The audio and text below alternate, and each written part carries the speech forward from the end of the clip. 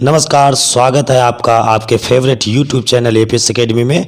दोस्तों मैं R K sir और आज की जो क्लास हमारी एवरेज पर होगी। दोस्तों आर.एस. अग्रवाल बुक का पूरा एक एक क्वेश्चन आपको एवरेज का मैं बहुत ही अच्छी तरीके से बेसिक से लेकर के हाई लेवल तक जो भी अच्छे शॉर्टकट चलते हैं सवाल के मैं सारे आपको समझाऊंगा। बिल्कुल बेहतरीन तरीके से बने रहिए और पूरा वीडियो देखिएगा। चलो देखते दोस्तों, क्वेश्चन हमारा पहला क्या है। बहुत ही अच्छी दोस्तों, क्वेश्चन बताने के पहले मैं हल्का सा आप लोगों को फिर से एक कंडीशन बता देता हूं। दोस्तों जैसे देखिएगा, मैंने आपको बताया था कि औसत के चैप्टर में औसत बराबर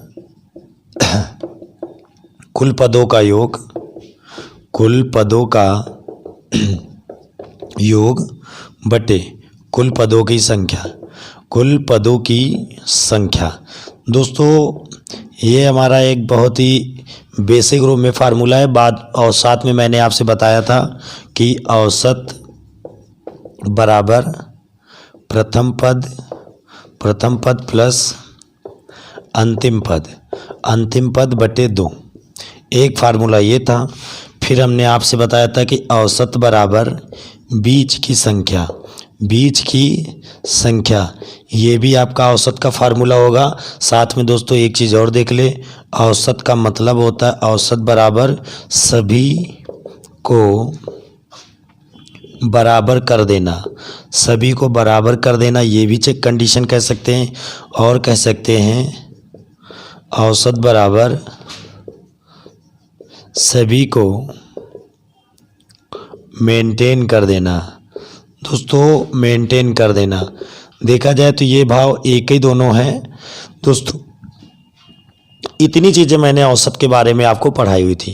तो दोस्तों देखेंगे ये जो फार्मूला हमारे पास है इसका प्रयोग हम लोग बहुत कम करेंगे, बिल्कुल ना के बराबर। बाकी सब चीज़ों का हम बराबर बहुत ही अच्छी तरीके से यूज़ करेंगे और हमारे बेहतरीन शॉर्टकट बनते जाएंगे। तो दोस्तों ये देखिएगा कैसे कैसे कंडीशन सवाल होंगे।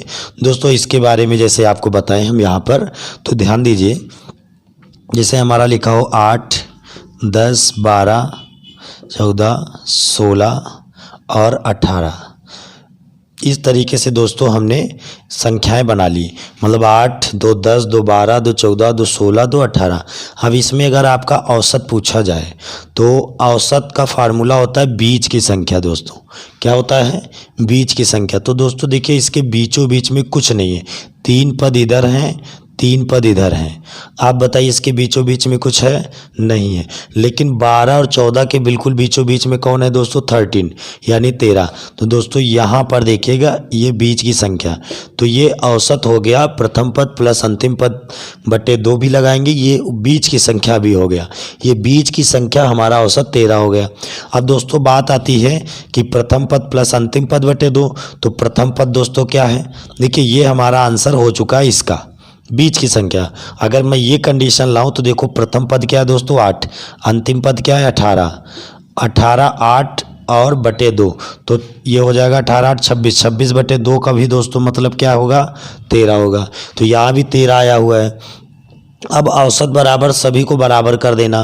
तो दोस्तों सभी को बराबर कर दे, यानी कि आपको अभी और सवाल आते हैं उनसे बताते हैं मेंटेन कर देना, ये दोनों एक बात है। अब बात आती है औसत बराबर कुल पदों का योग बटे कुल पदों की संख्या। तो दोस्तों ये सारे पद जोड़ लें और बटे में क्या कर दे? 6। बटे में क्या कर दें? 6। जब बटे में 6 कर देंगे तो फिर हमारा क्या आ जाएगा? 13 आंसर आ जाएगा। तो दोस्तों हमको एक चीज़ केवल ये समझानी थी, ये दो मान, ये जो 2 फार्मूले हैं प्रथम पद प्लस अंतिम पद बटे 2 और बीच की संख्या, तो ये फार्मूले कब लगाएंगे? जब अंतर बराबर हो। जब अंतर क्या हो? बराबर हो। मतलब जो संख्याएं दी जाएं उनमें अंतर क्या हो? बराबर हो। अगर अंतर बराबर है तो प्रथम पद प्लस अंतिम पद बटे 2 भी लगा सकते हैं और बीच की संख्या भी फार्मूला हम लगा सकते हैं।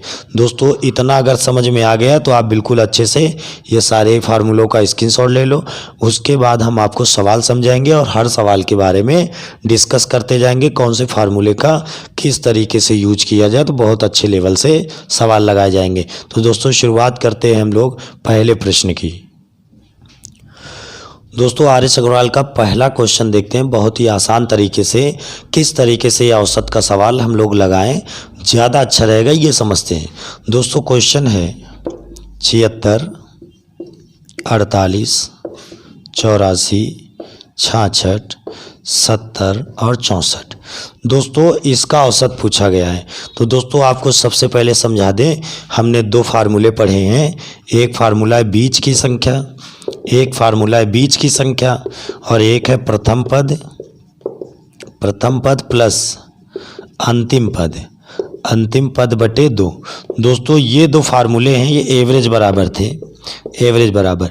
ये दो फार्मूले यहाँ पर फेल होंगे। क्यों फेल होंगे? देखो दोस्तों, मैंने अभी आपको जो बेसिक बताया स्टार्टिंग पे, हमने बताया है कि बीज की संख्या प्रथम पद प्लस अंतिम पद बटे 2 कहाँ पर लगेंगे? जहाँ पर दी गई संख्याओं में डिफरेंस सेम होगा, यानी अंतर बराबर होगा। जब अंतर बराबर होगा तभी ये फार्मूले लगेंगे, अन्यथा ये फार्मूले नहीं लगेंगे। हमने ये बता दिया है। अब दोस्तों बात आती है अंतर बराबर का, या तो कोई गिनती होती है, या पहाड़े होते हैं, या कोई किसी का गुणज होता है, वहीं पर अंतर बराबर चलता है। तो सिंपल, या इवन नंबर ऑड नंबर इनमें अंतर सेम होता है, तो उनमें ये फार्मूले लगते हैं। अब बात करते हैं इसके लिए। तो दोस्तों एक फार्मूला आपको बताया गया है, कुल पदों का योग बटे कुल पदों की संख्या। दोस्तों इस फार्मूले के बारे में आप समझिए, ये भी औसत बराबर है, एवरेज बराबर। तो दोस्तों इस फार्मूले का आप प्रयोग कर सकते हैं, यानी कि सभी को जोड़ लीजिए और बटे 6 कर दीजिए, क्योंकि 6 संख्याएं हैं, 6 संख्याएं बटे 6 कर दिए, आपका आंसर आ जाएगा। अगर ऐसे न लगाना चाहो तो एक कंडीशन और आपको समझा दें, इन्हीं में से कोई एक संख्या को चूज़ कर लीजिए आप कि कौन सा औसत मान लें। तो दोस्तों कौन सी संख्या चूज़ करें? आप चूज़ किसी को भी कर लो, कोई प्रॉब्लम नहीं आएगी, लेकिन मेरा मानना है कोई ऐसी संख्या चूज़ करो जिससे जोड़ने घटाने में आराम रहे, यानी उसमें 0 लगाओ। तो दोस्तों 70 एक संख्या ऐसी दिख रही है जिसको हम एवरेज मान लें। तो दोस्तों ये 70 बाहर लिखने का मतलब मैंने इन सभी का एवरेज 70 मान लिया है। कितना मान लिया दोस्तों? 70 मान लिया। तो 70 की सिचुएशन देखो, 70 से कितना ज़्यादा है? 6, प्लस का करो। 70 से कितना कम? 22, माइनस का। 70 से कितना ज़्यादा? 14, प्लस का। 70 से कितना कम? 4, ये 4 माइनस का है। 70 का ये तो 0 लेवल हो गया। 70 से कितना कम है? 6। दोस्तों ये कंडीशन है। अब देखिएगा 70 के रूप में जब तुमने सवाल को मेंटेन किया तो आपकी ये चीज़ें आ गई। तो दोस्तों देख ले, माइनस वाले 22 और 4 6 10, यानी कि माइनस का 32। दोस्तों आ गया माइनस का 32। अभी भी रिजल्ट माइनस का कितना है दोस्तों? 12 है। यानी कि इस सवाल को 70 के रूप में जब आपने मेंटेन किया तो कितना ज़्यादा आया है, मतलब कितना अभी भी तुम्हारा कम हुआ है? 12 कम हुआ है। यानी कि 70 के रूप में अगर सवाल को मेंटेन करोगे तो 12 की कमी आएगी। तो जो दोस्तों 12 की कमी है वो 6 जगह कितनी बराबर होगी? मेंटेन करना है, सभी पर मेंटेन करना है। तो 12 की कमी सभी पर बराबर करना है, तो 6 संख्याएं, तो 2 की कमी आएगी। तो दोस्तों इसका 70 का एवरेज ना हो करके वास्तविक एवरेज कितना होगा? 68 का होगा, यानी कि 68 एवरेज होगा इस सवाल का। तो दोस्तों सिंपल है, इस तरीके से लगाएं। माना ये सवाल थोड़ा बड़ा हो रहा, लेकिन इन्हीं नियमों से कई सवाल आपके बेहद बहुत आसान होंगे। अगर आप चाहें तो कुल पदों का योग बटे कुल पदों की संख्या कर लें, और अगर आप चाहें तो इस तरीके से लगाएं। दोस्तों हम आपको समझाना चाहते हैं बस एक चीज़, कि औसत की शुरुआत हो चुकी है और अब एक क्वेश्चन पर अच्छे से कमांड की जाएगी, बहुत ही अच्छी तरीके से समझाए जाएंगे। देखते हैं नेक्स्ट क्वेश्चन क्या, बहुत ही अच्छी तरीके से समझते हैं। दोस्तों क्वेश्चन है, प्रथम 100 धन पूर्णांकों का औसत कितना होगा? प्रथम 100 धन पूर्णांक संख्याओं का औसत कितना होगा? तो दोस्तों देखें, प्रथम 100 बोला, यानी कि 1 2 3 डैश डैश डैश 99 और 100। तो दोस्तों प्रथम 100 धनात्मक पूर्णांक ये आपके लिख गए हैं 1 से लेकर 100 तक। अब इसका औसत पूछा गया है। तो दोस्तों आप देखिए जो संख्याएं लिखी एक प्रकार से गिनती, तो आप बताइए गिनतियों में अंतर तो सेम होगा। 1 2 में अंतर 1 का, 2 से 3 में अंतर 1 का है, 99 100 में अंतर 1 का है। जब 1 1 का अंतर है तो सिंपल है, प्रथम पद प्लस अंतिम पद बटे 2। यही तो दोस्तों बताया था अभी नियम, कि जब अंतर सेम हो तो प्रथम पद प्लस अंतिम पद बटे 2, यानी कि 101 बटे 2, यानी कि 50.5। यानी दोस्तों हमारा आंसर क्या हो जाएगा 50.5। देखते हैं नेक्स्ट क्वेश्चन क्या है, बहुत अच्छे से समझते हैं। दोस्तों क्वेश्चन है प्रथम 9 अभाज्य संख्याओं का औसत कितना होगा। तो दोस्तों प्रथम 9 अभाज्य संख्याएं, तो सबसे पहले देखिएगा 2, 3, 5, 7, 11, 13, 17, 19 और 23। 1 2 3 4 5 6 7 8 9 दोस्तों हो गए।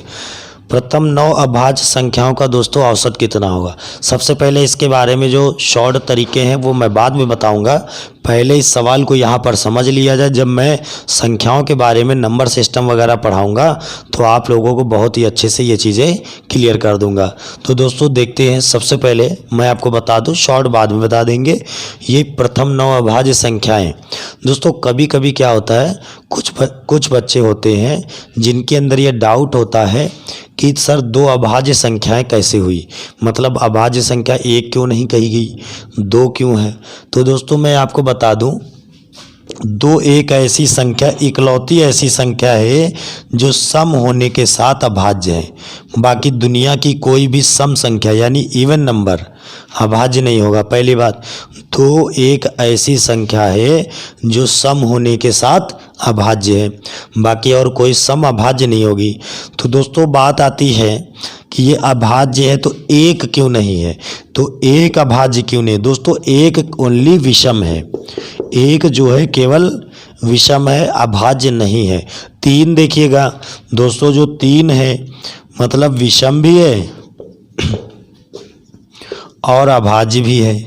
तो दोस्तों एक कंडीशन याद रखिए, अब विषम संख्या भी अभाज्य होती है, सम संख्या अभाज्य सिर्फ 1 होती है, उसका नाम क्या है 2, राइट। अब जाने कैसे अभाज्य जो है 2, तो 1 क्यों नहीं। तो दोस्तों याद रखिएगा, कोई भी संख्या जिसके गुणनखंड न्यूनतम 2 हो और अधिकतम 2 हो वही संख्या अभाज्य होती है। जैसे दोस्तों देखिएगा, जैसे 5 है, 5 का गुणनखंड 1 है, 1 काटेगा इसको और 1 5 काटेगा, तो इसके 2 गुणनखंड हैं दोस्तों। इसके कितने हैं, 2 गुणनखंड है, तो इसलिए 5 अभाज्य है। अब बात दोस्तों करते हैं, जैसे थोड़ी देर के लिए हम एक बड़ी संख्या ले लेते हैं, मान लीजिए मैंने ले लिया 15, थोड़ी देर के लिए 15 ले लिया, तो 15 को दोस्तों 3 काटेगा, 5 काटेगा और खुद 15 काटेगा। तो दोस्तों ये देखिए, यही दिक्कत आ गए। इसमें गुणनखंड कितने हो गए, इसमें गुणनखंड हो गए 3 और दोस्तों 1, यानी इसमें 4 गुणनखंड हो गए। हमारा मतलब अभाज्य संख्या वो होती है जिसके केवल 2 गुणनखंड हो, 1 से कटे यानी 1 से और स्वयं से, वो संख्या अभाज्य होती है। जैसे 2 की बात करें, इसको सिर्फ 1 काटेगा और 2 काटेगा, यानी स्वयं से कटेगी और 1 से, इसलिए अभाज्य है। 3 की बात करें, 1 काटेगा और 3 काटेगा, इसलिए ये अभाज्य है। बात करते हैं जैसे कि थोड़ी देर के लिए अभी हम समझ ले, कोई एक ऐसी संख्या ले ले, जैसे कि एक प्रकार से बड़ी संख्या ले लें, विषम कोई संख्या 27 ले ले, तो 27 केवल दोस्तों विषम होगी। इसको 3 भी काटेगा, इसको 9 भी काटेगा, इसको 1 भी काटेगा, 27 भी काटे, देखो कई गुणनखंड हो गए। जिसके अधिकतम 2 गुणनखंड हो और न्यूनतम 2 तो होते ही हैं, होंगे 1 और स्वयं, तो वो चीज़ क्या हो जाएगी, अभाज्य संख्या होगी जिसके अधिकतम 2 गुणनखंड। तो दोस्तों समझ में आ गया होगा। चलिए अब हमको कंडीशन क्या समझनी है ये देख लीजिए, केवल हमको कंडीशन दोस्तों समझनी थी इस सवाल की। मैं आपको बता दूं कि ये 9 अभाज्य संख्याएं जो हैं इनको सबको जोड़ लेंगे, आप सबको जोड़ लेंगे, आ जाएगा 100। संख्याएं हैं 9 से भाग करा देंगे, 11 बार जाएगा, 11 से 1/9, यानी हमारा आंसर हो जाएगा 11 से 1/9 इसका औसत। अब दोस्तों इनमें से किसी एक को आप बिलीव भी कर सकते हैं या आप सिंपल इसके लिए यही रखें, बाकी मैं इसके शॉर्टकट बता दूंगा। सभी अभाज्य संख्याओं का 1 से 10 का योग क्या होता है, 11 से 20 का योग क्या होता है, 21 से 30 का योग क्या होता है, 31 से 40 का क्या होता है, 41 से 50 का क्या होता है, वो सारा सारा योग मैं बता दूंगा। और कहाँ कहाँ तक कितनी संख्याएं होती हैं, 1 से 25 तक में कितनी अभाज्य संख्याएं होंगी, 26 से 50 में कितनी अभाज्य संख्याएं होंगी, 51 से 75 में कितनी होंगी, 76 से 100 में कितनी होंगी, ये सारी चीज़ों पर डिस्कस हम करेंगे नंबर सिस्टम में। अभी जैसा सवाल है उस सवाल को बेहतरीन तरीके से समझिए। बाकी नेक्स्ट क्वेश्चन हम अब डेली वीडियोज़ डालते रहेंगे और एवरेज के हर सवाल बहुत अच्छे से समझते रहिए। दोस्तों क्वेश्चन है 100 से कम सभी विषम संख्याओं का औसत। 100 से कम सभी विषम संख्याओं का औसत। दोस्तों ध्यान दीजिए बहुत अच्छी तरीके से सवाल को। दोस्तों 100 से कम सभी विषम संख्याओं का औसत बोला है, तो सबसे पहले विषम संख्या 1 होगी, फिर 3 होगी, फिर 5 होगी, फिर डैश डैश 99 होगी। यानी कि 100 से कम विषम संख्या है तो 100 से पहले 99 ही तो आएगी, 99। तो दोस्तों यहाँ पर प्रथम पद प्लस अंतिम पद बटे 2, यानी कि हमारा दोस्तों आंसर 50 हो जाएगा। कितना हो जाएगा? 50। लेकिन दोस्तों यहाँ पर एक चीज़ समझना है, मैंने अभी बोला था जितनी सम संख्या उतना ही आंसर, मतलब एक बढ़ा करके। तो ये याद रखना, जितनी विषम संख्या है उतना ही आंसर होता है। देखिएगा दोस्तों ध्यान से, 1, 3, 5, 7 और 9, ये दोस्तों कितनी विषम संख्याएं हैं? 5। 1, 2, 3, 4, 5। तो देखिए बीच में कौन है? 5, यानी इसका औसत क्या हो जाएगा दोस्तों? 5 हो जाएगा। अगर आप चाहें तो प्रथम पद प्लस अंतिम पद बटे 2, तब भी क्या आएगा?